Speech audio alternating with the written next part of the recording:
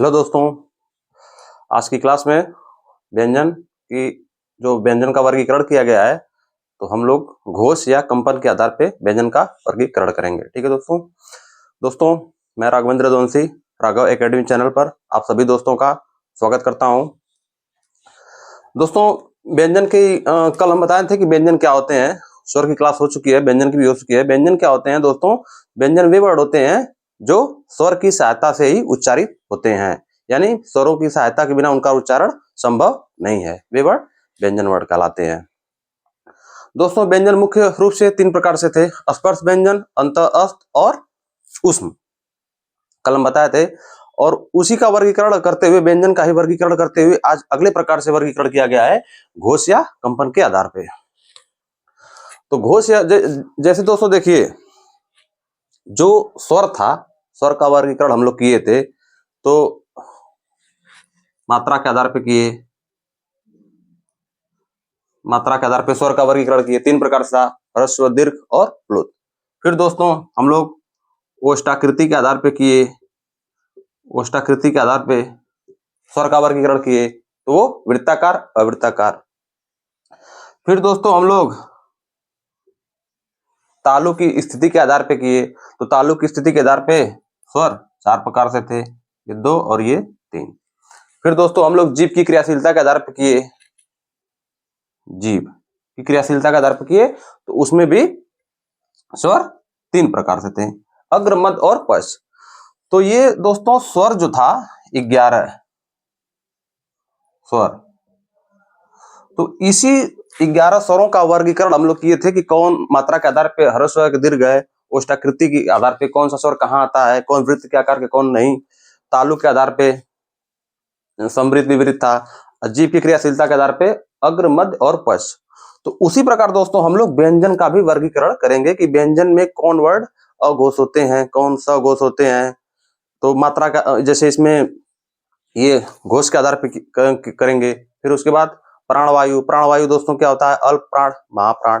फिर उच्चारण के स्थान पे, उच्चारण के आधार पे, फिर उच्चारण स्थान के आधार पे व्यंजन का वर्गीकरण करेंगे। तो दोस्तों उसी के क्रम में हम लोग आगे बढ़ते हुए आज हम लोग घोष या कंपन के आधार पे व्यंजन का वर्गीकरण करेंगे।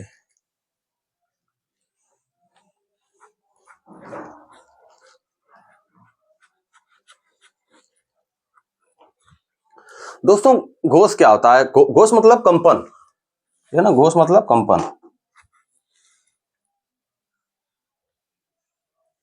स्वर तंत्रियों के आधार पे मतलब क्या होता है? घोष मतलब कंपन, कंपन मतलब कोई चीज वाइब्रेट होती है, जैसे मोबाइल वाइब्रेट होती है ना, वही घोष या कंपन। तो घोष या कंपन के आधार पे व्यंजन 2 प्रकार से वर्गीकृत किया गया है, विभाजित किया गया है। पहला है अघोष और दूसरा सघोष। दोस्तों अघोष व्यंजन क्या होता है? अगर अघोष जो होता है उसका विच्छेद करें, अगर अघोष का, देखिए अ प्लस घोष, तो घोष का तो मतलब कंपन हो गया। अ का मतलब क्या होता है?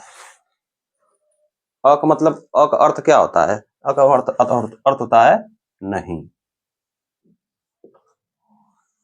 जैसे होता है ना कि कोई भी होता है, जैसे उसका विलोम अ लगा देंगे तो वो होता है, तो अ मतलब नहीं। तो जिस वर्ड को उच्चारण करने में कंपन न हो, देखिए कंपन, जिस वर्ड को उच्चारण करने में कंपन न हो उसे अघोष वर्ड कहते हैं। अब दोस्तों आइए सघोष पे, सघोष की परिभाषा देखते हैं क्या है। देखिए सघोष का दोस्तों अगर विच्छेद करेंगे तो ये हो जाएगा स प्लस घोष। देखिए दोस्तों घोष का मतलब कंपन और स का मतलब साथ, यानी कि जिन वर्णों का उच्चारण करने में कंपन की सहायता हो या साथ हो, कंपन साथ में हो, जिस वर्ड को उच्चारण करने में कंपन साथ में हो वो होता है सघोष। ठीक है दोस्तों, अघोष और सघोष का मतलब समझ आया। अघोष मतलब जिनको उच्चारण करने में कंपन न हो। अघोष अ लगा है, अ प्लस घोष नहीं कंपन, मतलब इनको उच्चारण करने में कंपन का प्रयोग नहीं होता है, ये ऐसे ही बोले जाते हैं, और इनको उच्चारण करने में कंपन होता है, ठीक, सघोष को। अब दोस्तों ये तो परिभाषा हो गई। अब देखेंगे कि कौन से व्यंजन अघोष हैं, कौन से सघोष।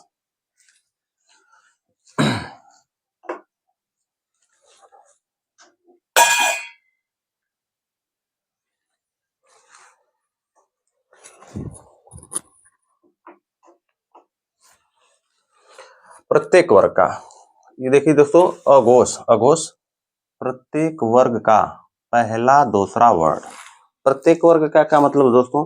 प्रत्येक वर्ग मतलब जो स्पर्श व्यंजन होते हैं, स्पर्श, जो स्पर्श व्यंजन होते हैं उन्हीं को कहा गया है, उन्हीं में प्रत्येक वर्ग का, यानी स्पर्श व्यंजन के प्रत्येक वर्ग। दोस्तों स्पर्श व्यंजन क्या होते हैं? जो क से लेके और म तक, क से और म तक, ये होते हैं स्पर्श व्यंजन। स्पर्श व्यंजन मतलब 5 वर्ग होते हैं। देखिए क च, क वर्ग, च वर्ग, ट वर्ग, त वर्ग, प वर्ग, ये स्पर्श व्यंजन होते हैं। इनको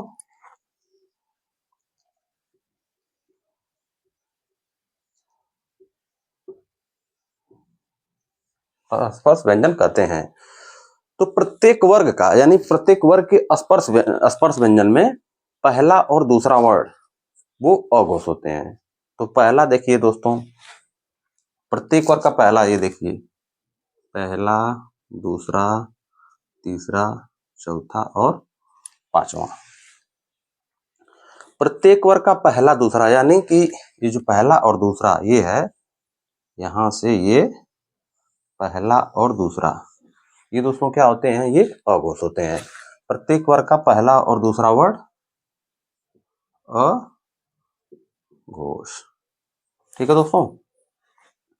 फिर क्या है? ये तालव्य स, मूर्धन्य स और दंत स, 3 ये होते हैं, ये भी अघोष होते हैं। तो दोस्तों देखिए इनकी संख्या कितनी होती है अघोष की?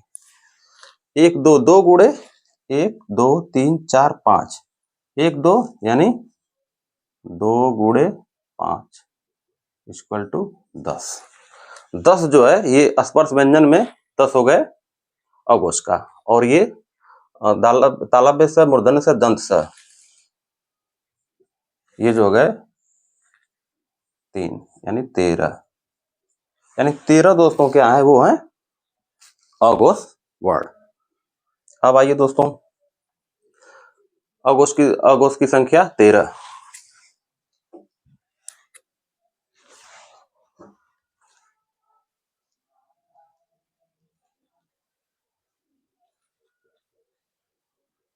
ठीक है दोस्तों, देखिए ये जो है ये अघोष हो गए, पहला और दूसरा वर्ड, ठीक, अघोष। और उनकी संख्या देखिए,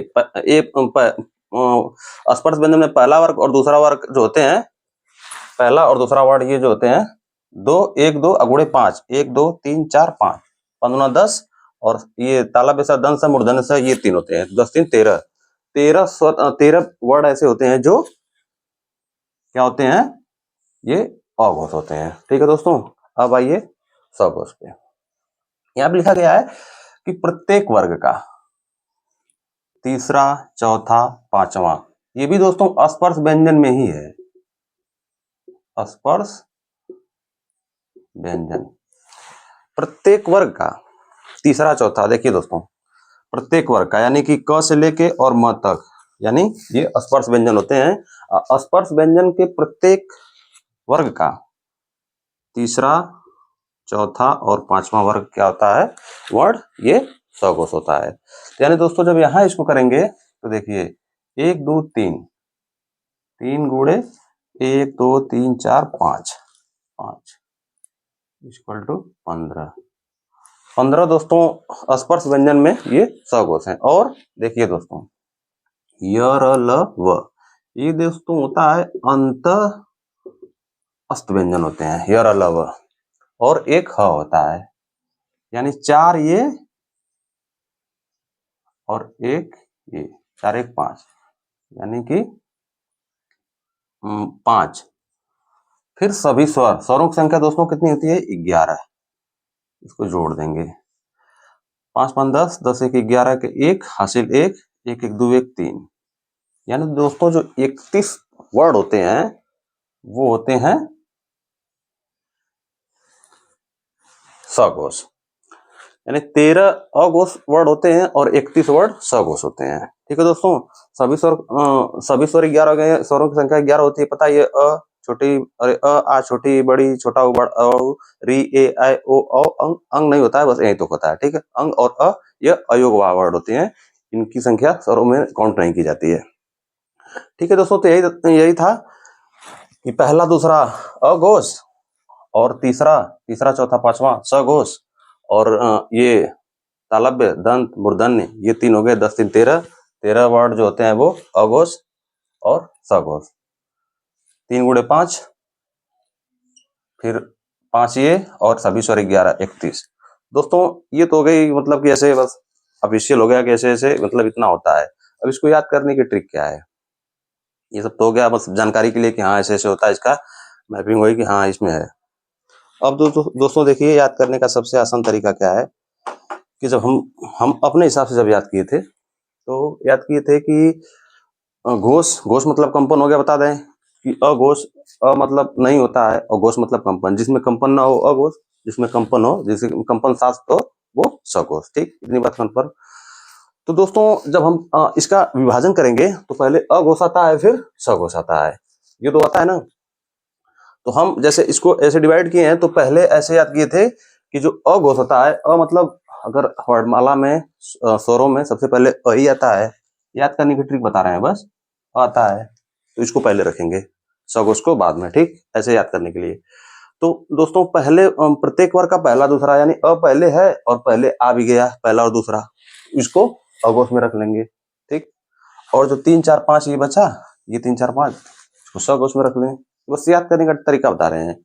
अघोष पहला दूसरा, सघोष तीसरा चौथा पांचवा। बस अ पहले आता है तो पहला दूसरा हो गया, और 5 होते हैं, ये 5 वर्ड होते हैं ऐसे क्रम से, तो 2 इधर 3 इधर। अ पहले आया पहला दूसरा और सघोष तीसरा चौथा पांचवा। ठीक है दोस्तों, अब बचा क्या?